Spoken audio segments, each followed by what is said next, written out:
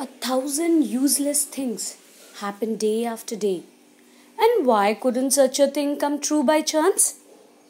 It would be like a story in a book. So, what does the boy say? When he says this, it clearly indicates that his story is over.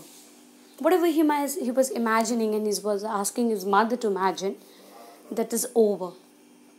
Now, coming back to reality. Yes, reality, he says these words and he's regretting. So the boy regretfully says that so many pointless things happen day after day. Yes, in our daily life, many things happen. So he asks, why can't something like this, something adventurous like this happen? Okay, so what does this shows? That he's got bored of his daily events, the daily routine type life, the similar kind of incidences that take place every day. The boy has got bored with them, right? He says that if something like this would happen, it would be like a thrilling story in a book, right? So he says, he says, it's only the boy's point of view, that his brother would say, is it possible? I always thought you were so delicate. So delicate means weak, right? So he is explaining his brother's point of view, that his brother would be surprised and would no longer think him to be too delicate, right?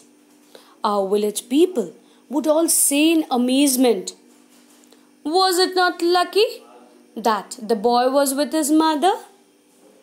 So what does this question indicate?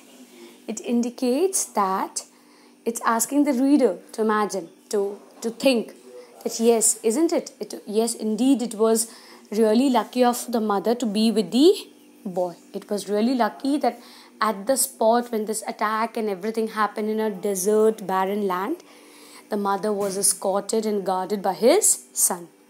Right? So the village people would be amazed and say that the mother was very lucky to have a son with her. Okay, so this whole imagination of the child, right, in this poem, right, is basically imaginative world of a child. It's his fantasy. It's a dramatic monologue, right?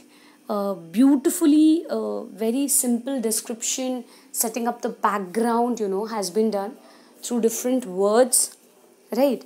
And we see that it's a very easy-going poem, very interesting, and I'm sure you must have enjoyed it, because when you go back home from school or from tuition or from any incident where you were not with your mother, you come back and you narrate to her in the same manner, isn't it?